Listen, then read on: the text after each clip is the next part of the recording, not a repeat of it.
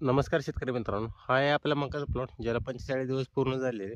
तर याच्यासाठी आपण आज काय करणार आहे, तर याला आपण एक टॉनिकची फवारणी घेणार आहे. आता टॉनिकमध्ये आपण काय काय घेतले, तर याच्यामध्ये आपण सुरुवातीला काय घेतले, तर जिब्रेलिक ॲसिड हे 5 ग्रॅम जिब्रेलिक ॲसिड घेतले. आता याच्यासोबत सॉल्व्हंट येते, काही काही वेळा सॉल्व्हंट येत नाही. तर मला याच्यासोबत सॉल्व्हंट मिळालं नाही, त्याच्यासाठी काय केले, हे आपलं देशी दारू टँगो पंच हे घेतले. आता हे दोन्ही मिसळून घ्यायचं आहे.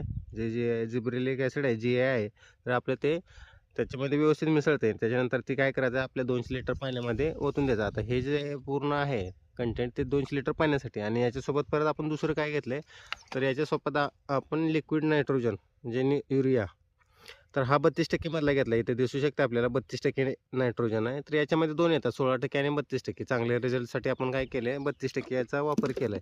आता बरेच शेतकरी याच्यामध्ये काय परत काय करतात, अळीवरचं औषध घेतात. तर ते न घेता याची स्वतंत्र फवारणी घेतलेली आहे आपण. आणि तसं तुम्ही पण करायला पाहिजे. कारण काय होतंय, याचा जो रिझल्ट आहे तो स्वतंत्र घेतल्यानंतर चांगला येतो.